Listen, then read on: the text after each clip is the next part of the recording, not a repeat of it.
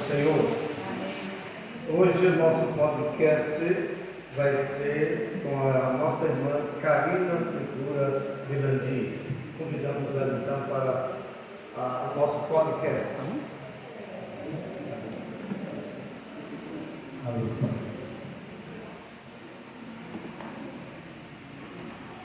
Boa noite, irmãos. Feliz sábado. Tomando então a palavra de Deus nessa noite, no livro de Salmos 40, verso 8, o texto diz o seguinte, quem quiser conferir, Salmos 40, verso 8, diz assim: agrada-me fazer a tua vontade, ó Deus meu, dentro do meu coração está a tua lei. E baseado nesse texto de Salmos, nós iremos desenvolver o nosso podcast nessa noite. E nós temos algumas perguntas para fazer a nossa convidada, Karina.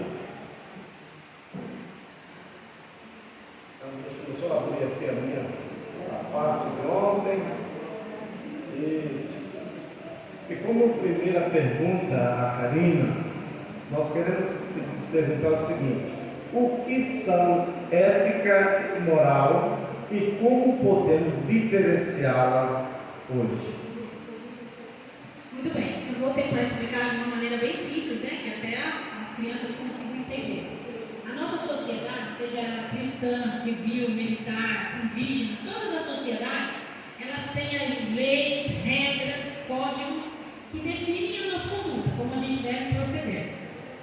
E a moral é quando a gente segue essas leis, essas regras, essas condutas por obrigação. Porque a gente tem medo do que pode acontecer se a gente descumprir, ou porque a gente quer obter alguma vantagem. E a ética é quando a gente também segue isso, só que por vontade própria.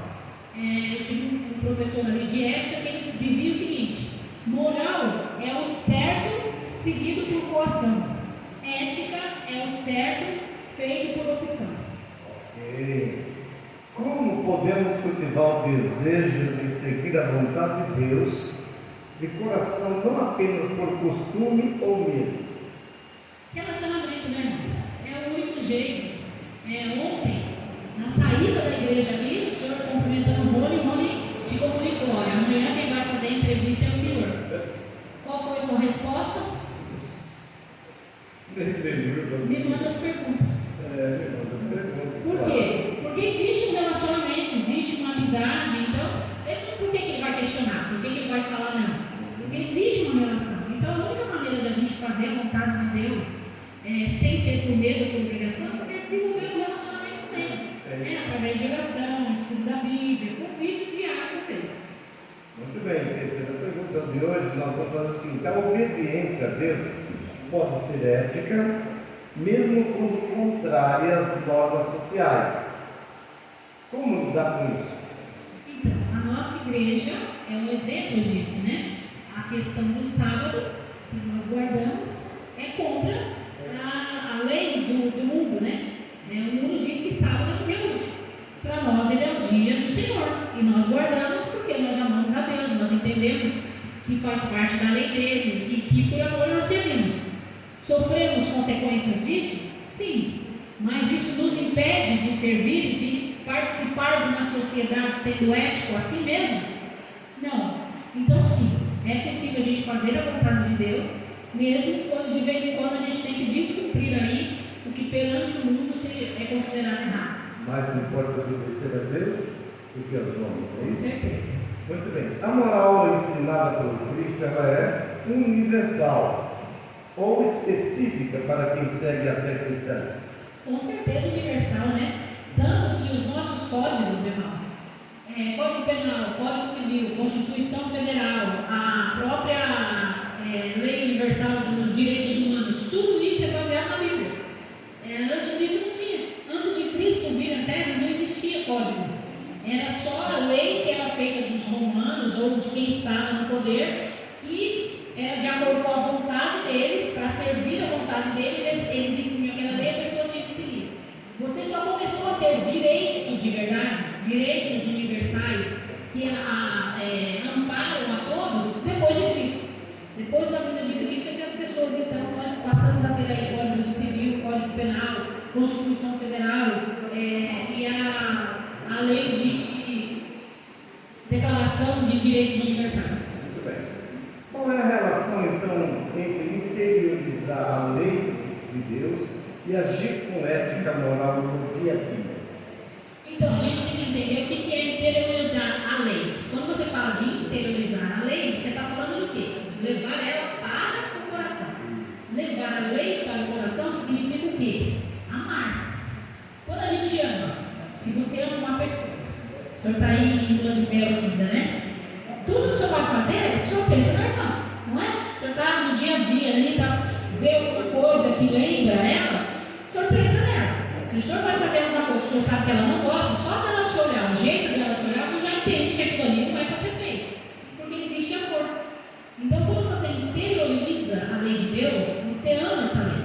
Quando você ama essa lei, você cumpre ela naturalmente. Ela faz parte ali da sua vida de uma maneira totalmente natural, né? Você não precisa se esforçar para segui-la.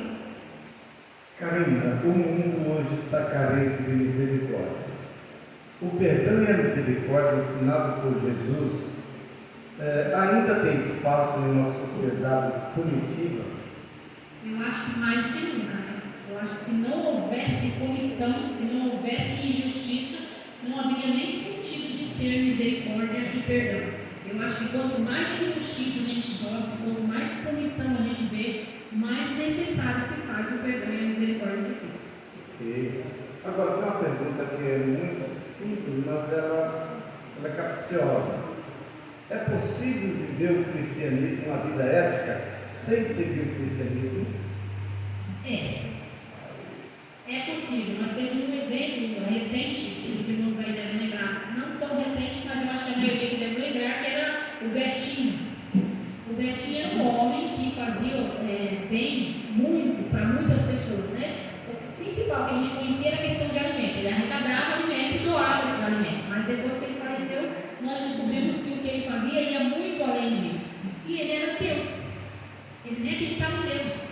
E mesmo assim ele fazia. Então, é possível? Sim. Só que é muito mais difícil, porque a nossa natureza, como é tendenciosa a fazer o mal. Quer ver? Eu vou dar um exemplo para os irmãos aqui.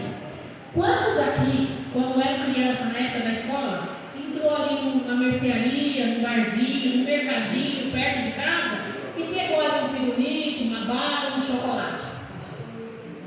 Irmãos? Amém para aqueles que não fizeram. A maioria faz e a maioria nem tem necessidade. Eu vou falar para vocês. Eu mesmo era uma pessoa que não tinha. Meus pais sempre tiveram comércio. Eles tinham ali hotel, restaurante, bar, sempre tiveram. Então eu tinha acesso a um doce, a um refrigerante, um lanche. Não tinha necessidade. Mas quem tinha dinheiro, a gente estudava no Jeremias, e os irmãos mais antigos aqui devem lembrar. Ao caminho da balsa ali tinha um minibox. A gente ia para a balsa. Os irmãos, os jovens, né, os alunos que levavam dinheiro do lanche, guardavam esse dinheiro para passar no minibox na saída, e eles eram pretexto para os outros que iam junto fazer a festa ali. E a gente relativizava isso, dizendo para nós mesmos: isso não é errado, porque o mercado tem seguro. O mercado se garante contra esse tipo de coisa, contra perdas, né? Então, se de fato existe isso, né? Um seguro para aqueles pacotes que são estragados, que são contaminados, para furtos que eventualmente acontecem, mas isso não anula o erro. Ainda é errado você pegar aquilo que não é seu. Mas infelizmente a nossa natureza tem essa tendência de relativizar o mal. Então, elementar, ser cristão, nos ajuda muito mais a ser ético, porque isso traz o erro na nossa frente e a gente segue por ser cristão. Hoje temos uma pergunta do cotidiano. Há conflitos entre a moral cristã e a moral contemporânea? E como lidar com isso? Existe. Nunca acho que houve tanto, né? Nós estamos na época aí da identificação. Pessoas se identificando com o sexo que elas não pertencem, homem se identifica com mulher, mulher se identifica com homem, agora começou as pessoas se identificar com animais. Né? Existe uma turma que você tem que respeitar por lei. Se a pessoa diz para você que ela se identifica com o cachorro, você tem que aceitar. Como aceitar isso? É difícil. Mas como cristão, a gente tem o quê? Que entender que nós estamos no final dos tempos, que nunca antes na existência da humanidade o mundo teve tão corrompido pelo pecado que tudo que está acontecendo é consequência desse pecado, e nós temos o quê? Que orar, amar, respeitar e tentar entender essas pessoas e trazer elas à luz de Cristo, porque só Ele pode fazer essa transformação, nós só podemos orar. Muito boa resposta. E agora, finalizando, gostaria de saber: a ética cristã pode colaborar com as políticas públicas e decisões sociais? Não por acaso essa resposta ficou para o final. O motivo pelo qual sou eu que estou aqui respondendo hoje, e o irmão Jorge que está perguntando, é porque nós somos duas pessoas cristãs envolvidas com a política, né? Eu já fundei 3 partidos, já fui candidata a prefeita lá na ilha, o irmão Jorge foi candidato aqui. E quando um cristão ele se envolve com a política, o objetivo dele é justamente fazer isso. É usar os fundamentos cristãos para tentar diminuir as injustiças. Porque aí você não só enxerga o que está errado, mas você se incomoda. E de uma tal maneira que você quer fazer algo a respeito. É muito mais difícil, porque você vai entrar no mundo que é onde mais tem carência da ética e da moral, que é o mundo político, principalmente no Brasil. Mas quando a gente faz isso, quando a gente tem essa coragem de enfrentar, às vezes até a igreja, porque a igreja é contra, não apoia, a gente faz com essa intenção de tentar, então sim, se os cristãos que são verdadeiros conseguirem atingir a política, eles têm como fazer total diferença nas políticas. Ok. Eu vivi isso no meu mandato de vereador durante 4 anos, onde eu sofri devido à minha ética cristã, eu defender os direitos cristãos e também ajudar pessoas necessitadas, e eu tive que bater por frente muitas vezes com o prefeito. Mas isso faz parte da vida pública, política e social. Eu quero agradecer a Karina Segura Durandim por esse podcast, finalizando nossa série de podcast dessa igreja, que foi muito bem elaboradas, e as pessoas que querem testemunhar da palavra de Deus também com a sua verdade. Tudo bem? Quanto dá um alô aí para nós? Para nós, né? Deus abençoe, Karina. Agora a tarefa mais difícil em 5 minutos vamos terminar o sermão. Muito obrigado. Agora é a hora da mágica.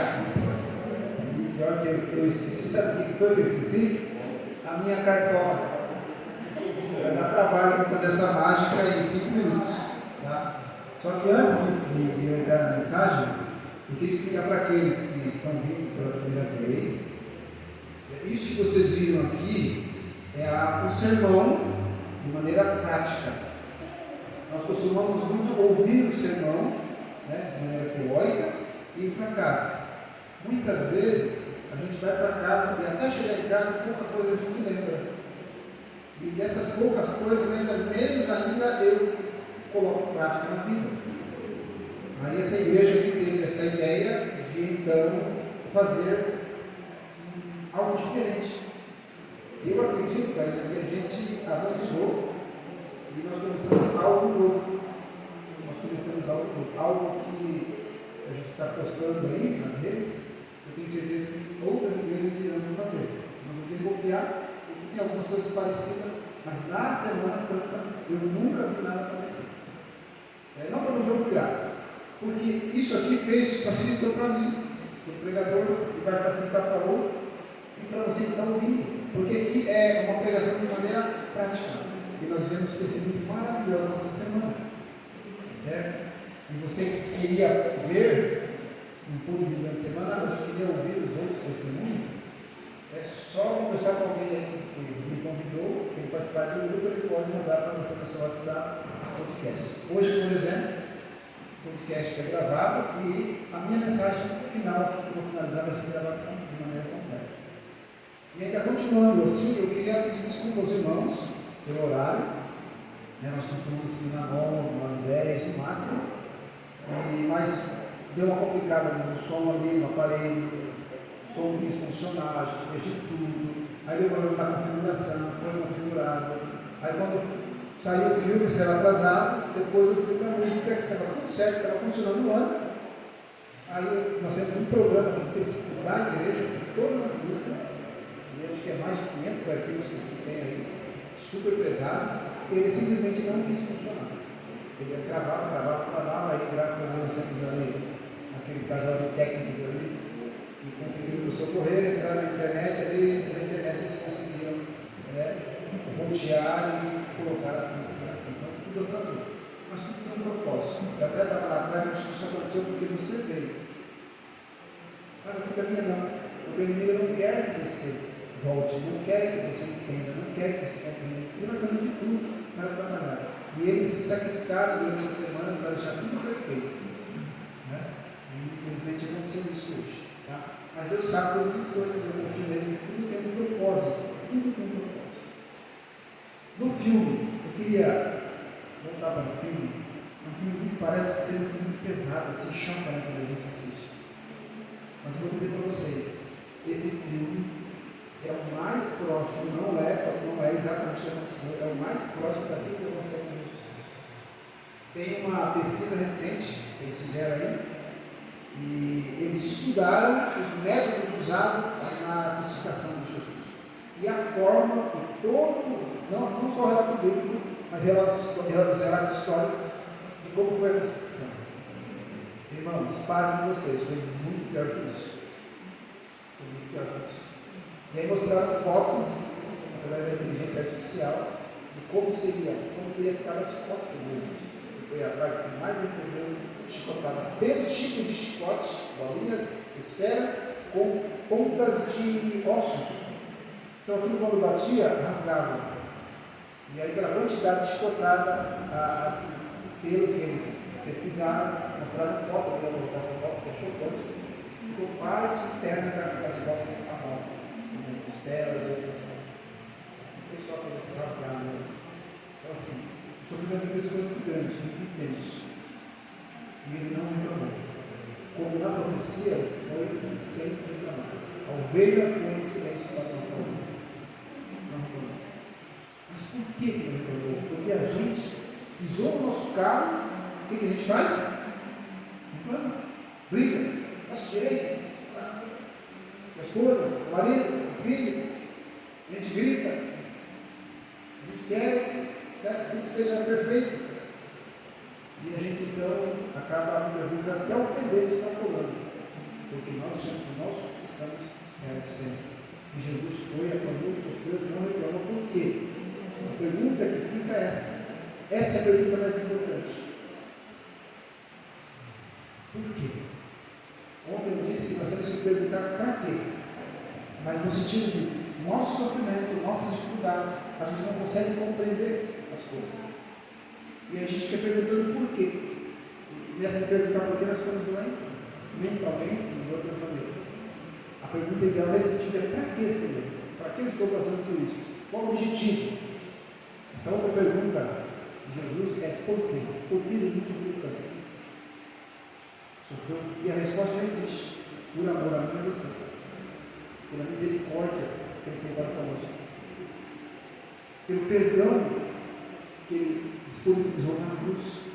Se ele negasse, reivindicasse o seu direito, eu estou sendo injustiçado aqui, você teria perdido essa oportunidade. Talvez essa terra não tenha sido destruída. Então ele sofreu tudo isso, para que nós tivéssemos tempo de nos arrepender, seguir, amar, obedecendo. E a mensagem de hoje tem a ver com a ética, né? Como é que é o título, Carolina? Você lembra aí? As práticas de Cristo e o cristianismo são essenciais para a ética e a moral. Aí o título do sermão está dizendo assim: a ética e a moral de Jesus. Nós vimos toda semana aqui que o tema da Semana Santa, não sei se consegue aparecer aqui, mas é as marcas. Olha lá, a marca de Jesus aqui é bem bonito, que é a mensagem, as marcas de Jesus. E nós vimos que Jesus deixou as marcas deles aqui. Acho que todos sabem, se o pastor falou, sobre a família, os filhos, né? Ele foi deixando marcas, irmãos, em sociedade. Depois foi falado aqui que Jesus deixou marcas para os pobres, os doentes, os necessitados, na educação. Hoje educação é o que é hoje, é acessível aos mais pobres. Eu estive comentando sobre alguns casos, e alguém contou uma história para mim sobre seu filho, né, que tem algumas dificuldades, necessidades especiais, e ele foi, usei o meu caso como exemplo, que essa criança foi deixada de lado, e ela não foi incluída. Né? A inclusão, tanto se fala, isso revolta um pouco, mas mesmo assim, existe um trabalho, existe um processo que dá oportunidade para os nossos mais pobres ter oportunidade de ir na escola. No passado não era assim, pode Jesus Cristo ter essa misericórdia dos seus ensinos como os pobres. Ele era um mestre, mesmo sendo passando por tudo isso, antes de ser o Cristo, ele era mestre, e ele era respeitado por isso nas sinagogas. E ele então era criticado porque ele estava junto com os pobres, com as viúvas, com os necessitados. Ele dava oportunidade e ensinava essas pessoas, rodeavam Jesus, a multidão seguir para ouvir dele. Então ele era aberto para todos, pobres, ricos, letrados e iletrados, ele não fazia diferença. Então ele foi dando oportunidade. Falamos sobre medicina e saúde, e a saúde e salvação. Então Jesus foi colocando marcas. Então todo esse sacrifício, irmãos, se hoje existe uma ética, uma moral, é por causa de Jesus Cristo. E aí ele colocou o decálogo, né? As 10 mandamentos. E ele, quando pronunciou os 10 mandamentos, ele pronunciou de uma maneira mais simples, para que todos pudessem participar. Porque ele percebeu que os judeus, eles estavam pisando a lei.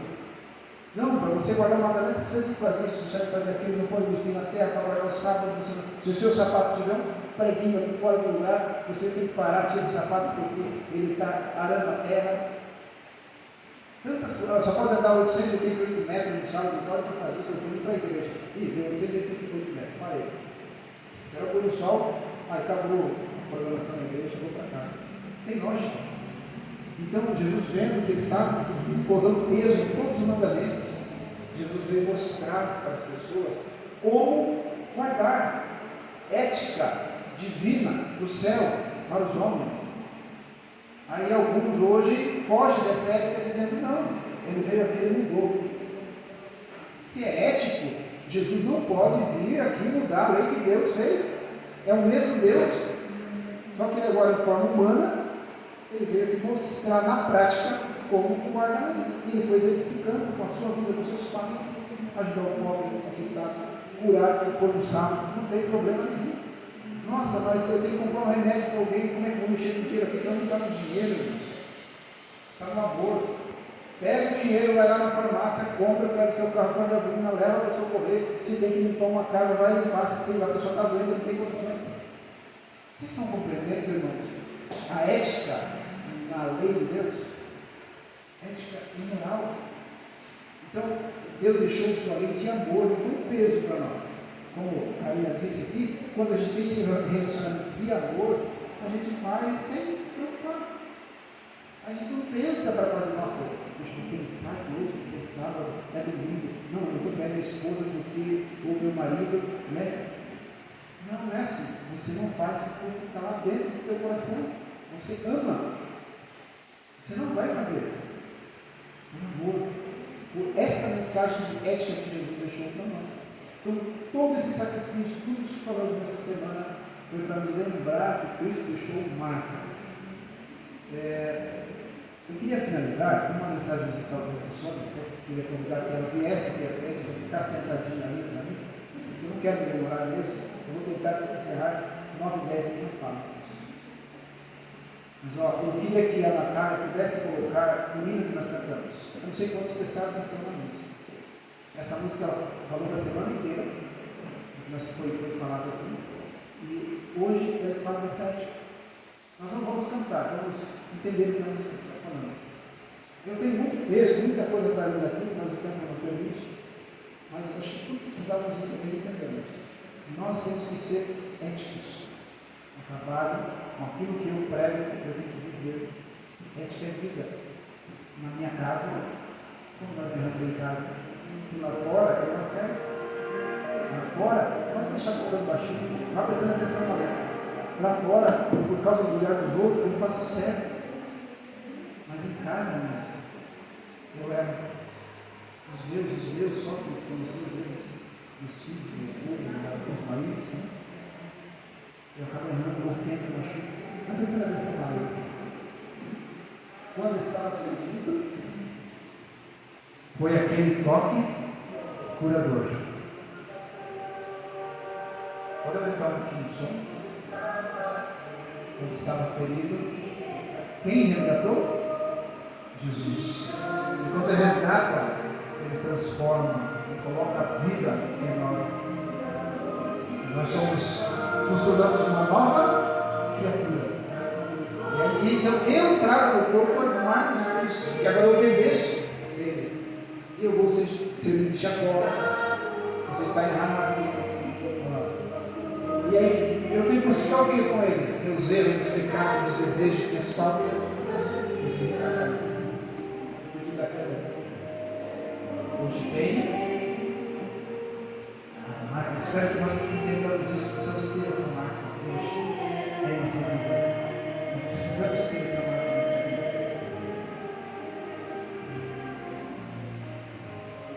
Então você vai repetir, mas acho que a gente vai entender, né? Por isso ele morreu. Tanto amor.